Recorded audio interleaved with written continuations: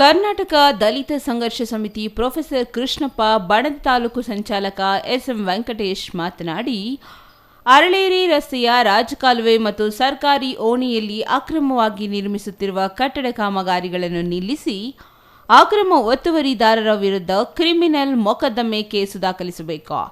ಮಾಸ್ತಿ ಹೋಬಳಿ ಪಾಳ್ಯ ಗ್ರಾಮದ survey number 34ರಲ್ಲಿ 20 ಕುಂಟೆ ಸ್ಮಶಾನಕ್ಕೆ ಮೀಸಲಿಟ್ಟಿದ್ದು, ಕೆಲವರು ಅಕ್ರಮ ಒತ್ತುವರಿಯಲ್ಲಿದ್ದು ಸ್ಮಶಾನ ಜಮೀನನ್ನು ಸರ್ವೆ ಮಾಡಿಸಿ ತೆರವುಗೊಳಿಸಬೇಕು ಎಂದರು. ಚಿಕ್ಕತಿರುಪತಿ ಗ್ರಾಮದ ಸರ್ವೆ ನಂಬರ್ನಲ್ಲಿರುವ ಸರ್ಕಾರಿ ನಲ್ಲನಕುಂಟೆ ಜಮೀನನ್ನು ಪುಟ್ಟಣ್ಣ ಎಂಬುವವರು ಅಕ್ರಮ ಒತ್ತುವರಿ ಮಾಡಿಕೊಂಡು ಕಾಂಪೌಂಡ್ ನಿರ್ಮಿಸಿಕೊಂಡಿದ್ದಾರೆ.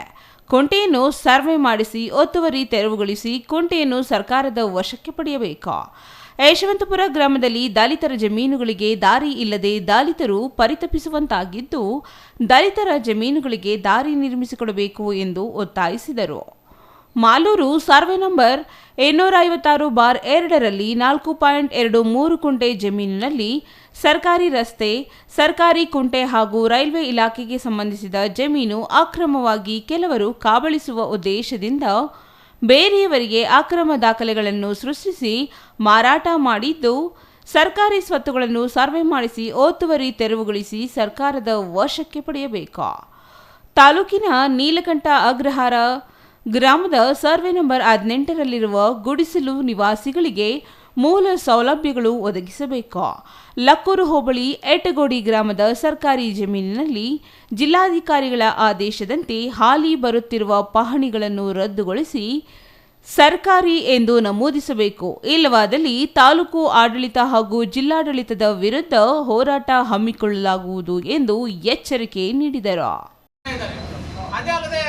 ಮಾಲೂರು ತಾಲೂಕು ಮಾಲೂರು ಪಟ್ಟಣದ ಕುಂದೂರು ರಸ್ತೆಯಲ್ಲಿರ್ತಕ್ಕಂಥ 152/2ರಲ್ಲಿ ಸುಮಾರು ಸರ್ಕಾರಿ ಜಮೀನಿಗೆ ರಸ್ತೆಗಾಗಿ ಅಕ್ವಿಷನ್ ಆಗಿದೆ, ರೈಲ್ವೆಗಾಗಿ ಅಕ್ವಿಷನ್ ಆಗಿದೆ, ಸರ್ಕಾರಿ ಕುಂಟೆ ಇದೆ.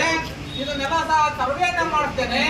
ಅಕ್ರಮವಾಗಿ ಎಂಟು ಮೋಹನ್ ಅಂತಕ್ಕಂಥ ವ್ಯಕ್ತಿ ನಕಲಿ ದಾಖಲೆಗಳನ್ನ ಸೃಷ್ಟಿ ಮಾಡಿ ಇವತ್ತು ಬೇರೆಯವರಿಗೆ ಮಾರಾಟ ಮಾಡಿ ಸರ್ಕಾರಿ ಜಮೀನನ್ನ ಬೇರೆಯವರ ಪಾಲಾಗುತ್ತಂತ ಉನ್ನಾರವನ್ನು ಮಾಡಿದ್ದಾರೆ.